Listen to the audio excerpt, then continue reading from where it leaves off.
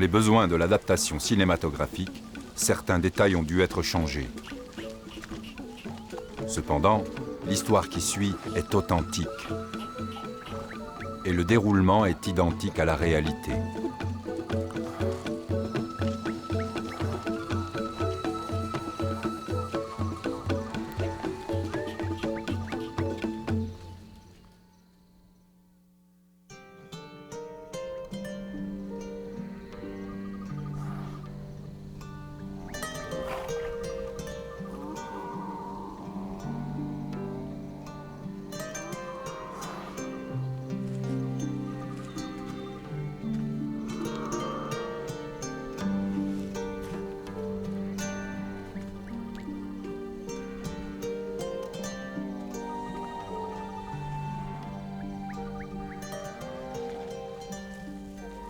Je fais partie du peuple Fulani, et en accord avec nos coutumes, quand j'étais encore un gamin, j'étais le premier à me lever le matin, car j'étais le plus jeune.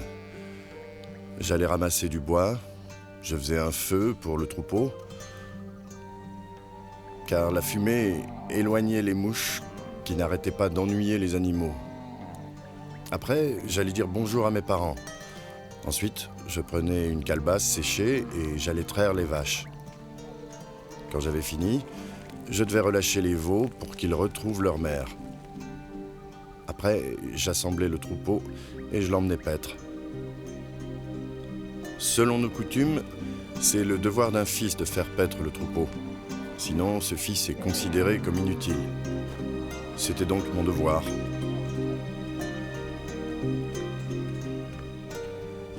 Depuis ma plus tendre enfance, j'aimais beaucoup mon père.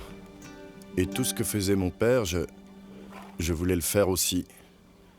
S'il priait, alors je priais aussi avec lui.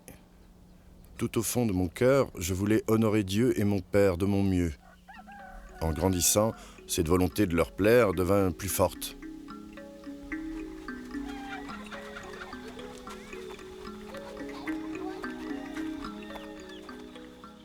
Père, je suis béni d'avoir un père comme toi.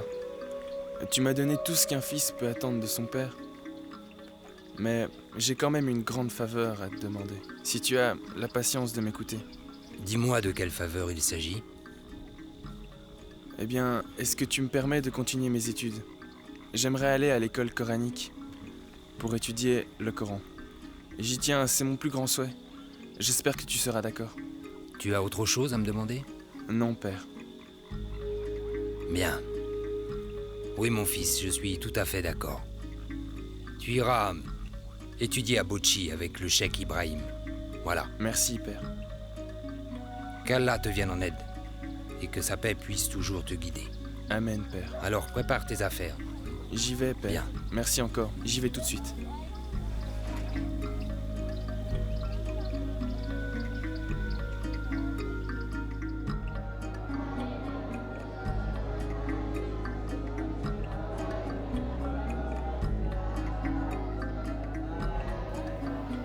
J'ai passé 3 ans à Bochi pour étudier le Coran dans la maison du cheikh.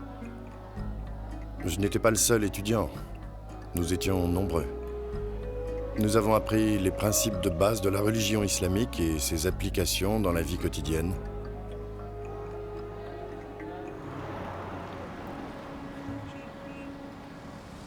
De là, je me suis rendu à Gombe, où j'ai encore passé 2 ans à étudier l'islam.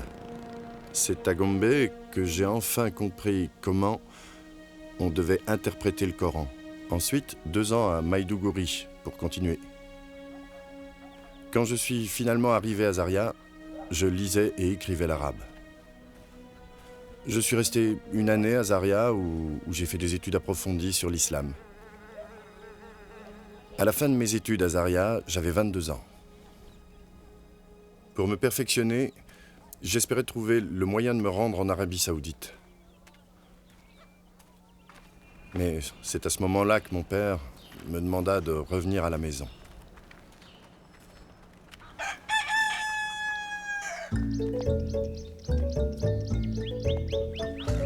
Mon père trouvait que c'était mieux que je reste au village, pendant que nous cherchions les moyens pour m'envoyer étudier en Arabie Saoudite. et il pensait que je devais me marier avant de partir pour un autre pays. C'est pour cette raison qu'il m'avait rappelé à la maison. Je ne pouvais plus voyager, je devais rester au village. J'y ai passé 1 an. Une année pendant laquelle j'ai retrouvé mon travail de gardien de troupeau.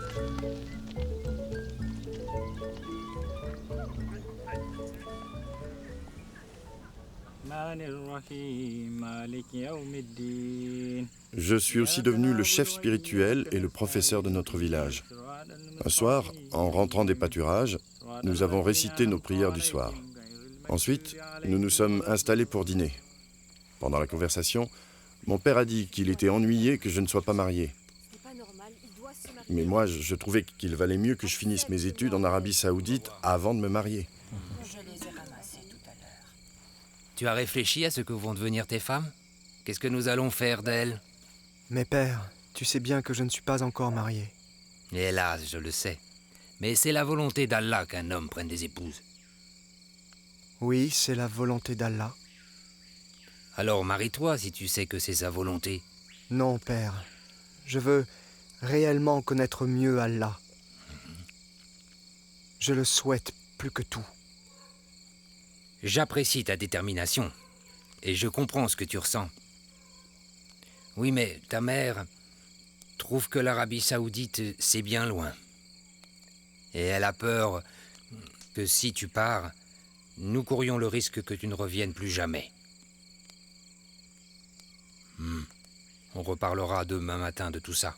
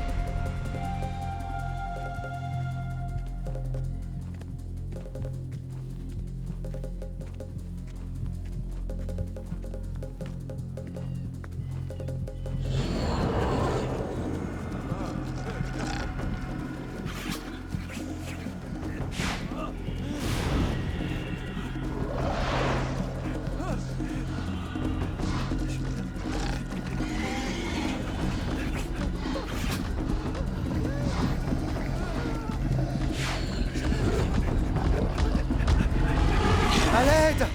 Au secours! Au secours! Oh, oh. Après ce rêve, qui m'avait bouleversé, je ne pouvais plus dormir. Je suis resté assis sans bouger toute la nuit. D'abord, je voulais en parler à mon père, et puis je me suis dit qu'il valait mieux ne pas lui en parler. Ce matin-là, je n'ai rien fait. J'ai pris un peu de repos. Le soir venu, on a récité nos prières, ensuite on a mangé en bavardant comme d'habitude. Et après, toute la famille s'est retirée dans les cases pour dormir. Comme tous les autres, je me suis aussi rendu chez moi. Dès que je me suis endormi, j'ai fait le second rêve immédiatement.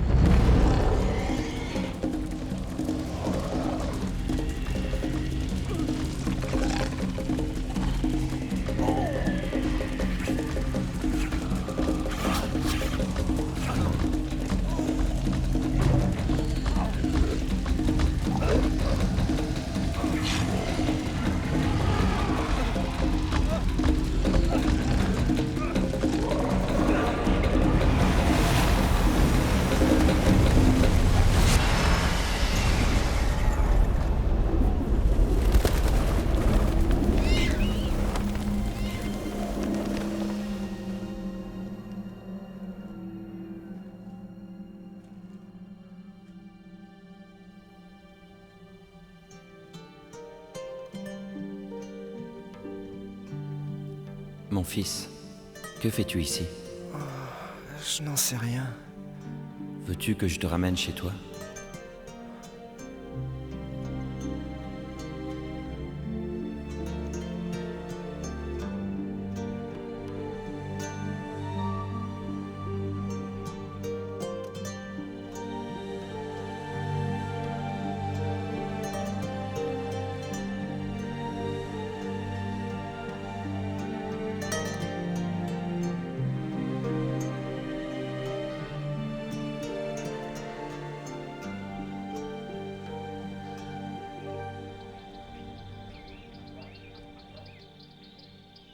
Mon cher fils, je t'aime.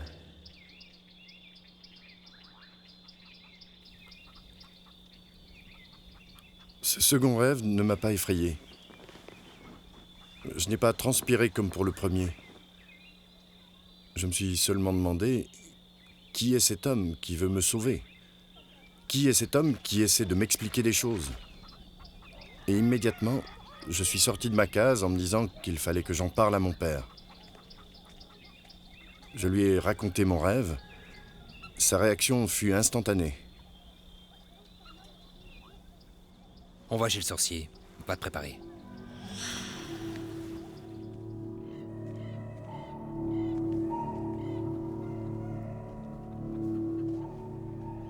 As-tu apporté une noix de cola? Oui, j'en ai une. Tiens.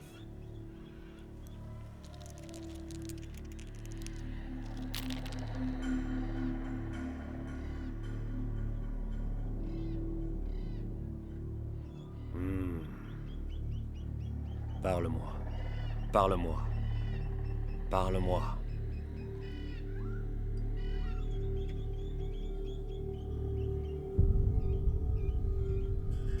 Prends-en un.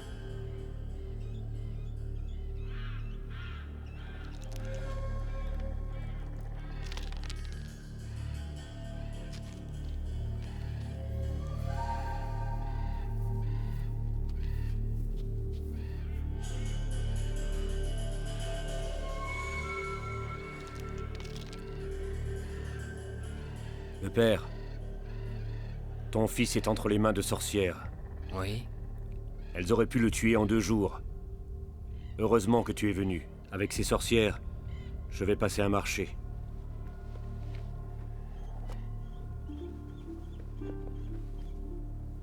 Tu vois ceci? Oui.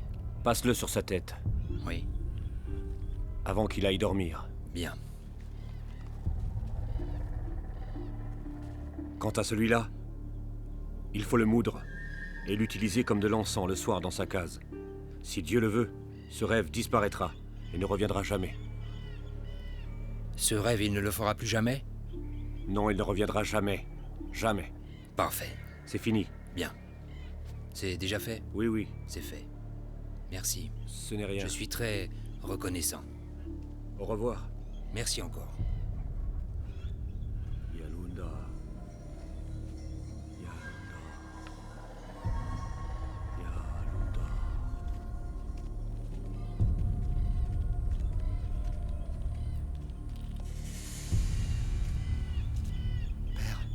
Père, Qu'est-ce qu'il y a? j'ai eu un autre rêve. Quel genre de rêve? J'étais sur le point de tomber dans une crevasse quand des esprits malins me sont apparus. Papa!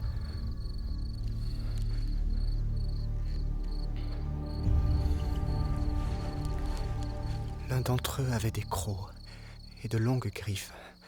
Il a dit que si je ne sautais pas dans la crevasse, un lion se trouvant derrière moi me tuerait. À l'instant où j'allais sauter, l'homme en blanc m'est apparu. L'homme en blanc, qui est-ce? Oui, celui qui, dans l'autre rêve, m'a secouru. Qu'a-t-il fait pour toi? Il m'a demandé si je voulais rentrer à la maison. J'ai dit oui, alors il a demandé si je voulais qu'il m'aide. J'ai encore dit oui, alors il a refermé la crevasse d'un simple geste et m'a ramené. Avant de s'en aller, il m'a dit qu'il m'aimait et il a disparu. Et les esprits malins? Quand ils l'ont vu, ils ont disparu. Va te coucher, t'auras plus de mauvais rêves. Papa, j'ai la frousse. Qu'est-ce que tu dis? Tu peux pas avoir peur d'un rêve? C'est pas seulement un rêve, c'est bien plus que ça. Utilise la magie du sorcier et va vite te coucher. Si les rêves reviennent de nouveau, nous pourrons nous rendre à Sokoto demain matin pour voir un autre sorcier. D'accord? Essaie de te reposer.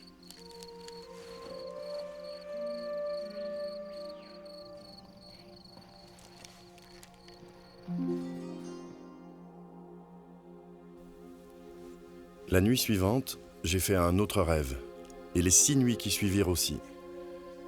Dans tous ces rêves, l'homme qui portait des tuniques d'un blanc étincelant venait à mon secours et me sauvait chaque fois des mauvais esprits. J'étais en sécurité avec lui. Je sentais qu'il me protégeait. À la fin de chacun des rêves, il répétait toujours la même chose, sans varier.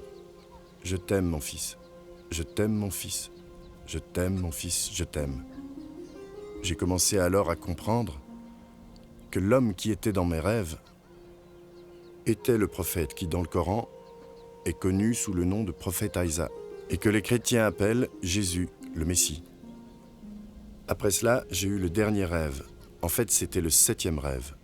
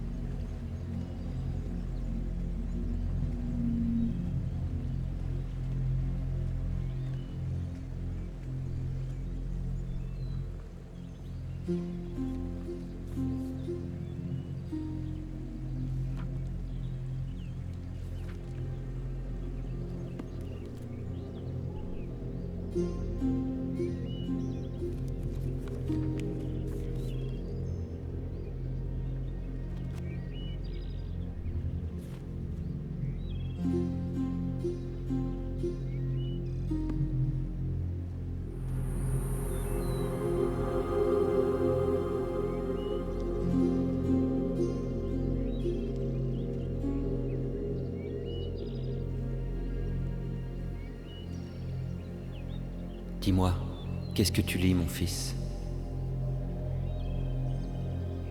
Un livre que je ne comprends pas. Tu as besoin que je t'aide à le comprendre? Oui, si vous voulez.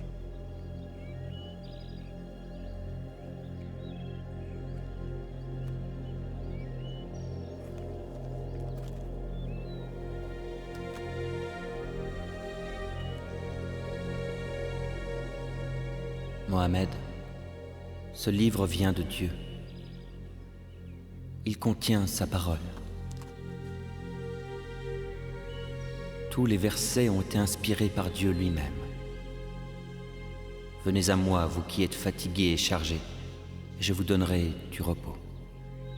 Prenez mon joug sur vous et recevez mes instructions, car je suis doux et humble de cœur, et vous trouverez du repos pour vos âmes, car mon joug est aisé et mon fardeau léger. As-tu déjà entendu parler du chemin, de la vérité et de la vie? Non, jamais entendu. Je suis le chemin, je suis la vérité, je suis la vie. Personne ne peut arriver au Père s'il ne passe par moi. Qui es-tu? Tu me connais sous le nom de prophète Isa. Je suis venu à toi pour te donner la vie éternelle. Si tu me reconnais en tant que ton Sauveur et ton Dieu, tu deviendras un enfant de Dieu. Parce que Dieu a des enfants? Les enfants de Dieu sont nés de son esprit.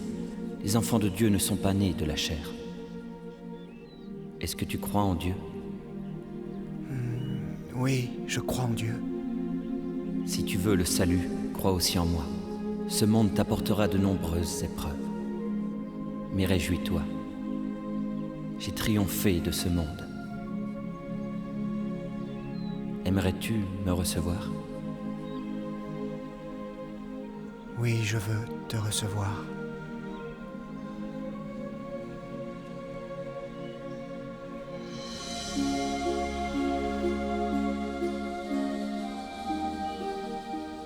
Très tôt ce matin-là, quand je me suis réveillé, j'ai eu l'idée de rendre visite à un chrétien du village voisin, qui s'appelait Jonathan. Je voulais partager mes réflexions avec lui, parce que c'était un brave homme, et je sentais que je pouvais lui faire confiance. Je lui ai raconté mes rêves. Jonathan a écouté attentivement, puis il a été chercher un prêcheur à Bauchi. Il le connaissait bien, parce que ce prêcheur venait dans son village tous les dimanches. Vous pouvez attendre ici, pasteur. Je vais chercher Mohamed et on vous retrouve ici. D'accord.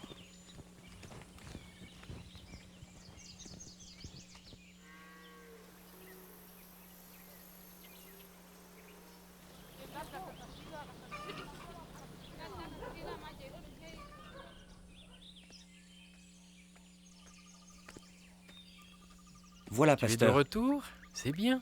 Et Mohamed? Il est là. Ah, c'est lui. Oui, je vous présente Mohamed. Bonjour. Pasteur? Approche, sois le bienvenu. Merci, pasteur. Mohamed, Pasteur? tu me parais bien brave. Ton ami Jonathan m'a parlé des rêves que tu fais. J'aimerais que tu me racontes ces rêves toi-même, en détail. C'est vrai, pasteur. Dernièrement, j'ai fait plusieurs rêves qui me font peur. Des personnes habillées en noir m'ont tourmenté dans ces rêves. Elles voulaient me tuer. J'ai craint pour ma vie. Chaque fois, j'ai été sauvé par un homme vêtu tout en blanc. Il dit que je le connais comme étant Aïsam, mais qu'il est... Le chemin est la vérité et qu'on ne peut pas aller au Père sans lui. Il m'a aussi demandé de le recevoir. J'ai raconté au pasteur tout ce qui s'était passé dans mes rêves. Tu dois le recevoir dans ton cœur, en tant que Dieu et Sauveur. Il a compris tout de suite que je ne pouvais plus me permettre d'attendre et accepter Jésus comme mon Dieu et mon Sauveur. Es-tu prêt à accepter l'invitation qu'il t'a faite pour le recevoir dans ton cœur? Réfléchis, Mohamed.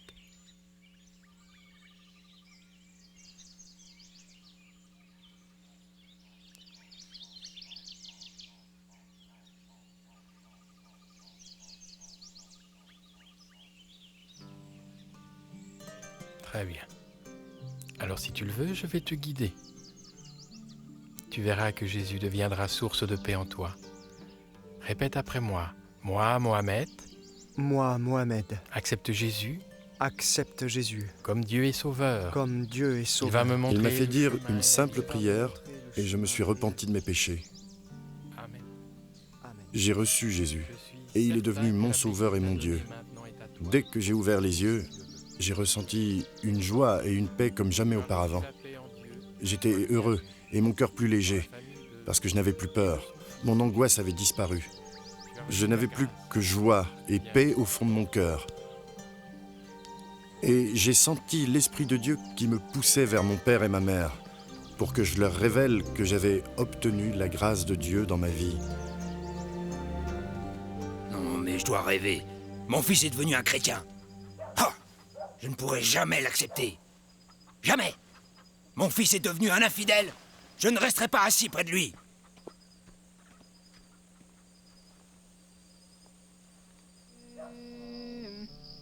الله أكبر الله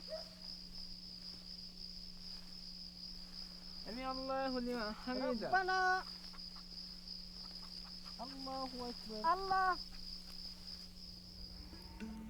Quelques jours après, mon père m'a demandé ce qui m'arrivait, parce qu'il avait remarqué que je lisais la Bible et que je n'allais plus à la mosquée.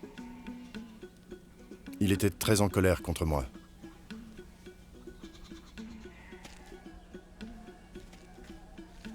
Ce genre de choses n'est jamais arrivé dans notre famille avant aujourd'hui, je te préviens. Je vais faire en sorte que ça ne se reproduise plus. Alors je te donne seulement 2 options. Ou tu renonces à Jésus, ou tu quittes ma maison sans tarder, à tout jamais. Tu es mon père. Tu sais que je t'aime et que j'ai du respect pour toi. Crois-moi, je n'ai pas l'intention de te faire du mal ou te porter préjudice. Il faut cependant que je te dise que je vais continuer dans la voie que je crois juste et que je continuerai à vivre en chrétien jusqu'à ce que Jésus vienne me montrer où aller. Quand mon père se rendit compte qu'il ne pourrait pas me convaincre de renier ma foi, il incita toute la famille à me traiter comme un paria, Mohamed, jusqu'au jour où... sors de cette case, viens ici.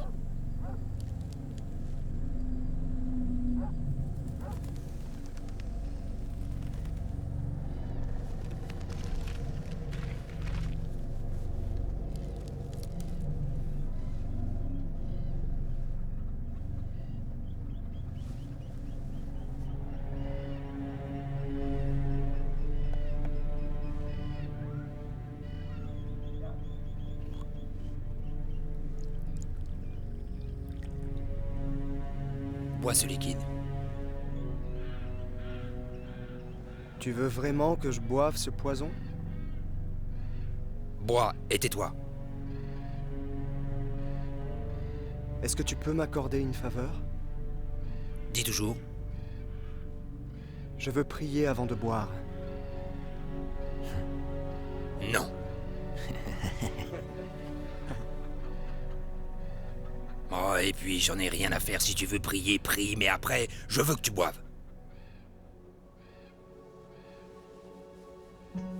Entends-moi, Jésus. C'est à cause de toi que je dois boire ce poison. Je mets ma vie entre tes mains.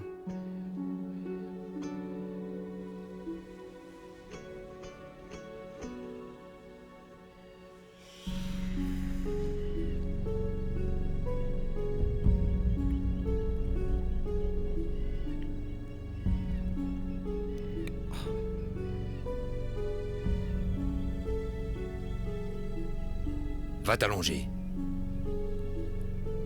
Mon père et la famille s'étaient réunis et avaient décidé de jeter mon corps dans la rivière dès que je serais mort. Ils attendaient tous ma mort. Je suis entré dans ma case, je me suis allongé et je me suis endormi. Je ne faisais aucune réaction au poison.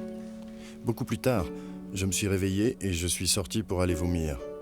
Après, je me suis rendormi paisiblement. Tout allait bien.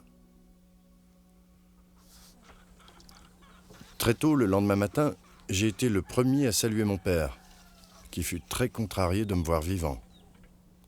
Sur le champ, il est allé voir les responsables islamiques pour qu'ils arrêtent les chrétiens qui m'avaient converti. Les juges à qui on avait confié cette affaire ont posé ce verdict: donner la mort au coupable qui s'est converti. Vous connaissez tous le verdict des juges islamiques?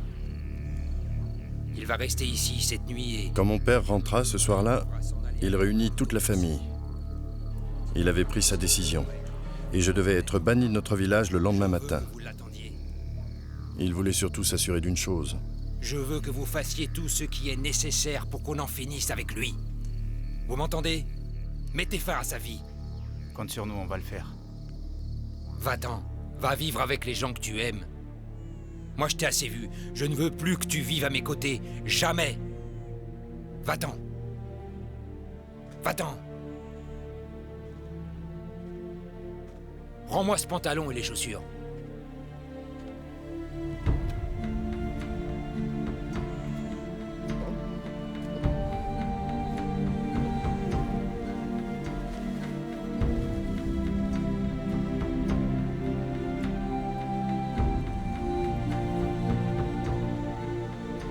Fiche le camp.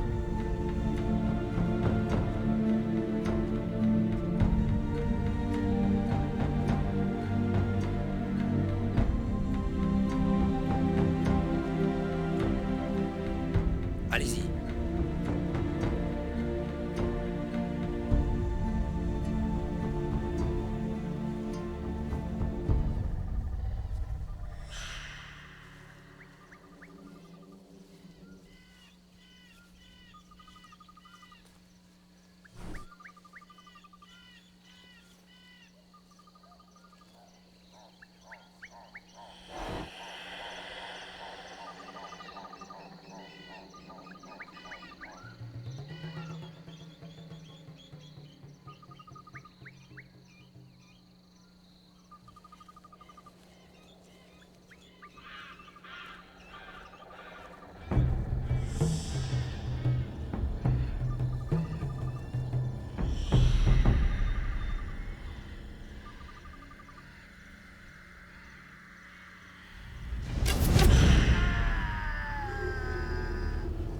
Je me suis écroulé au sol en gémissant. J'avais été transpercé par une flèche au niveau de la hanche. La douleur était vraiment insupportable. Au point que j'en étais presque inconscient, je ne voyais plus rien. Cependant, mon esprit continuait de fonctionner et me disait qu'il fallait enlever cette flèche. Elle devait être empoisonnée, donc si je l'enlevais pas tout de suite, elle finirait par me tuer. Je savais ce que je devais faire, il me fallait juste le courage. Je ne pouvais pas me relever. J'ai tiré sur la flèche et j'ai réussi à la sortir de ma hanche. Mais à ce moment-là, l'hémorragie a commencé. Mais Dieu m'a envoyé un homme du village de Jonathan. Il chassait et se trouvait là par hasard. Cet homme connaissait mon histoire. Il savait que j'avais des ennuis avec mon père et toute la famille. Il m'a aidé à me rendre jusqu'à la piste. Il y passait des voitures assez souvent. Il m'a emmené et attendu au bord de la piste jusqu'à ce qu'une camionnette arrive. D'un geste, il l'a fait arrêter et j'ai été emmené dans une clinique.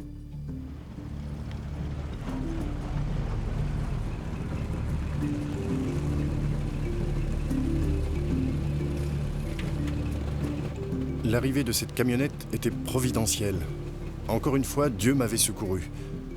La clinique où on m'emmenait avait bonne réputation, mais les soins coûtaient cher. Et ce sont les chrétiens du village de Jonathan qui se sont cotisés pour payer mon intervention chirurgicale. Je suis resté plus d'1 mois en convalescence dans cette clinique. Ensuite, j'ai été accueilli au village de Jonathan où j'ai vécu pendant 18 mois. Mon père a fini par apprendre où je me trouvais. Et il a prévenu la charia. Les juges m'ont condamné à 6 mois de prison.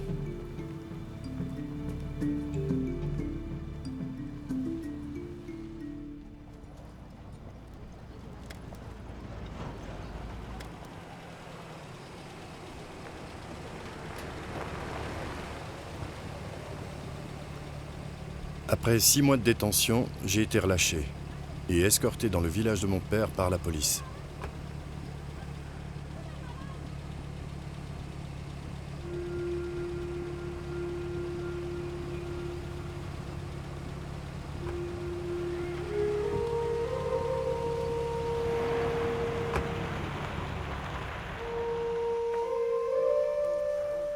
Dès mon retour à la maison, mon père réunit tous nos parents et leur expliqua qu'il fallait que je sois bien traité. Il espérait que s'ils étaient bons et gentils avec moi, j'oublierais que j'étais chrétien. De plus, il me promit 100 vaches et l'argent nécessaire pour avoir 3 femmes si je renonçais à Jésus. Il m'encouragea aussi à oublier le passé. Pendant 7 mois, je me suis de nouveau occupé du troupeau de mon père. Toute la famille croyait que j'étais rentré dans les rangs, que j'étais redevenu un des leurs. Au fond de moi, je me rendais compte que ma foi disparaissait peu à peu. Je compris alors que mon père et ma famille essayaient de me séparer de mon Dieu. Je compris aussi que je ne leur avais jamais ouvert mon cœur. Entre. Bonjour, père. Bonjour. Tu vas bien? Ça va. Assieds-toi là.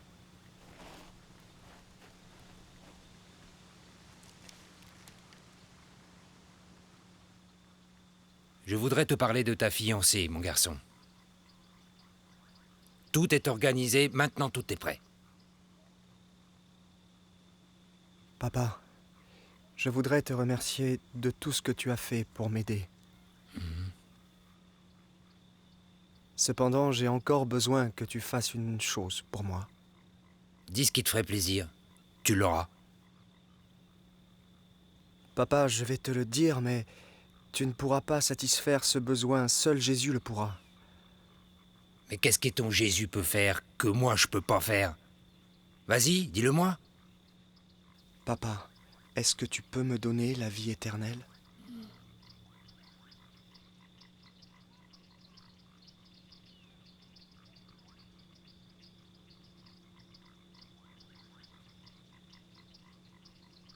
Non.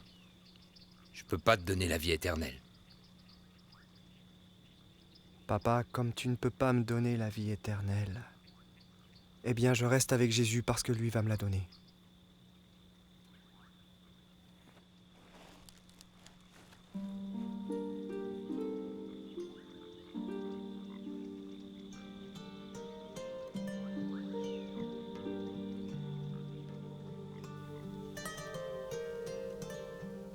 J'ai quitté la maison de mon père et je me suis réfugié chez Jonathan, où j'ai vécu pendant 2 ans.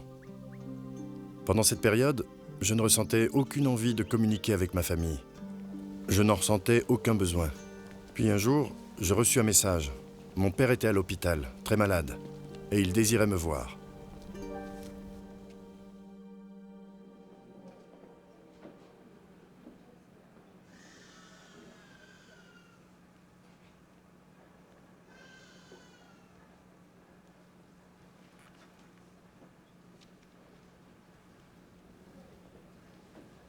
Père, Mon fils. tu voulais que je vienne te voir? Je te demande pardon, mon fils.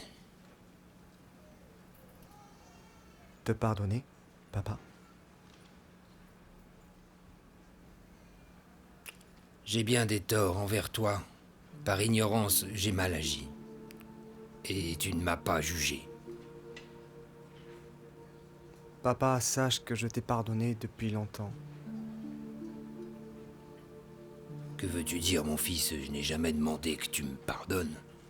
Oui, c'est vrai, mais la Bible nous enseigne le pardon. Tu comprends?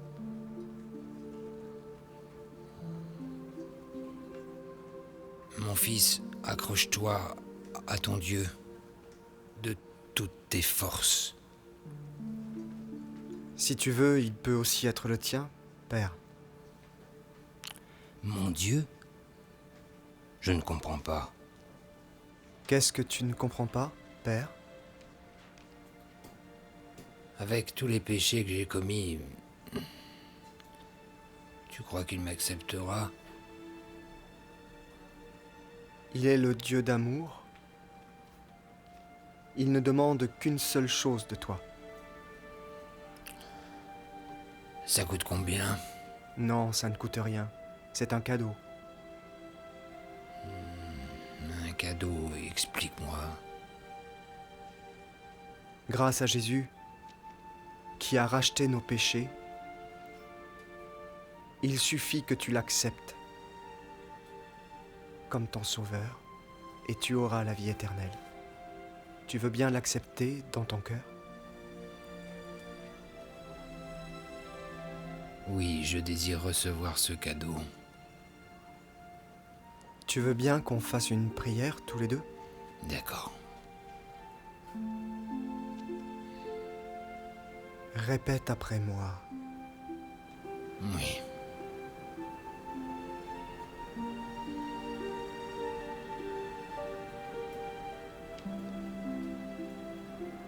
Jésus, je viens devant toi. Oui, Jésus, je viens devant toi. Afin que tu pardonnes tous mes péchés, et je veux... Afin que tu pardonnes tous mes péchés, et je veux... Que tu deviennes mon Seigneur et mon Sauveur. Que tu deviennes mon Seigneur et mon Sauveur. Amen. Amen.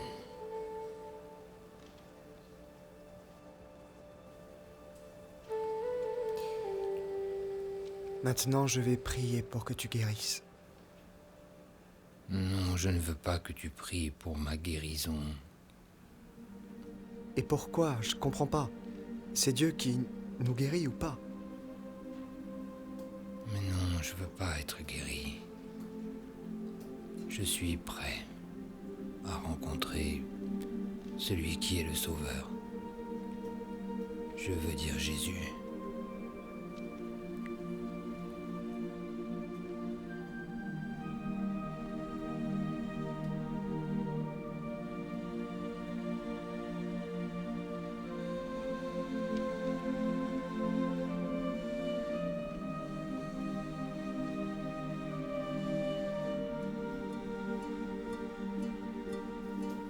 Mon père est mort 3 heures après avoir prié avec moi. Il s'est éteint dans la paix et dans la joie. Parce qu'il savait où il allait et qui il voulait connaître.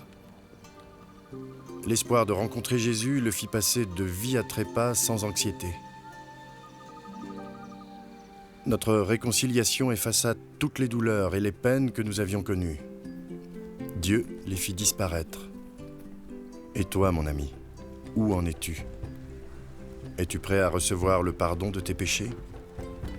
Dieu est un Dieu de réconfort et d'espoir, un Dieu fidèle, un Dieu de justice et de vérité. Dieu est le chemin, la vérité et la vie, et c'est par lui que l'on reçoit la vie éternelle. Prépare-toi à le recevoir dans ton cœur. Laisse-le devenir ton Seigneur et ton Sauveur. Es-tu prêt, mon ami, dès aujourd'hui, à te repentir et à le recevoir comme ton Seigneur et Sauveur? Lui, il est prêt et il t'attend. Adresse-toi à lui maintenant. Il prendra soin de tous tes besoins. Il te rendra victorieux dans ta vie.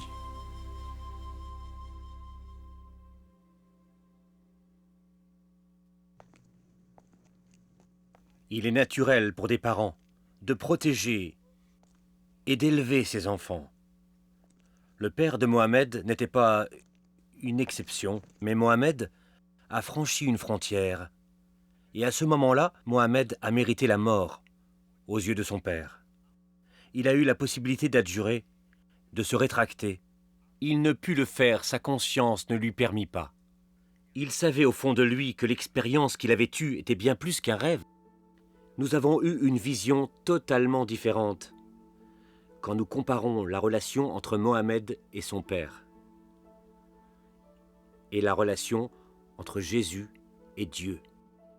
Le père de Mohamed n'hésita pas à décréter que son fils devait mourir pour ses péchés, surtout que selon lui, Mohamed avait commis le péché le plus grave, celui de choisir un autre Dieu, tandis que Dieu le Père avait décrété que Jésus allait mourir pour les péchés de l'humanité.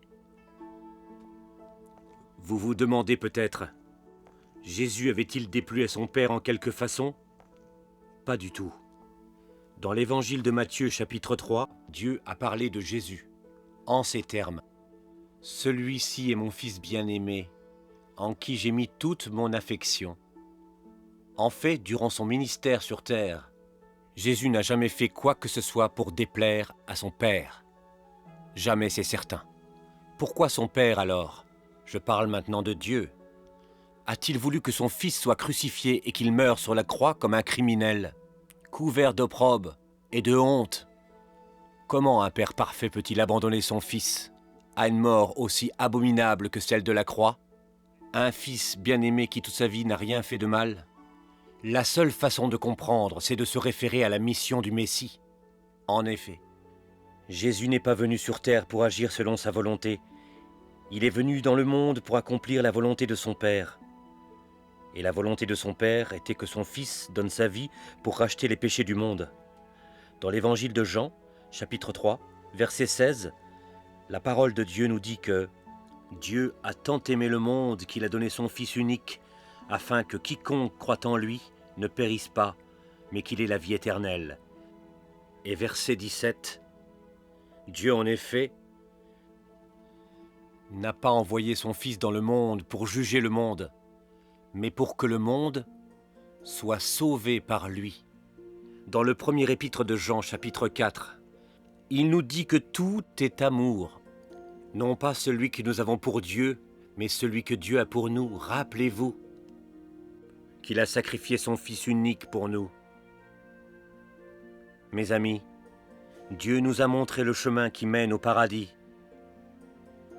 Ce chemin ne passe pas nécessairement par nos bonnes actions ou par des gestes héroïques. Il ne passe pas non plus par un rêve ou une vision. Bien plus que nous l'avons vu, Dieu utilise parfois ce moyen pour nous faire entendre son message. Le chemin vers le salut, c'est la foi, foi en Jésus-Christ. Il a dit, en parlant de lui-même, qu'il était le chemin, la vérité et la vie, et que personne n'arriverait à son Père s'il ne passait par lui. Est-ce que vous avez le désir de plaire à Dieu? Voulez-vous l'assurance d'aller au ciel? Si c'est vraiment ce que vous désirez, alors sachez que c'est aussi ce que Dieu veut pour vous. Prions Dieu tous ensemble maintenant, afin de demander pardon de nos péchés à Dieu et la vie éternelle. Dieu de bonté et d'amour, je suis un pécheur. Je ne peux pas avoir le salut, sauf si le Seigneur Jésus accepte de venir dans mon cœur et me pardonne mes péchés. Amen. Si vous avez fait cette prière du fond de votre cœur, alors Dieu vous a pardonné tous vos péchés. Soyez donc les bienvenus au sein de la famille de Dieu.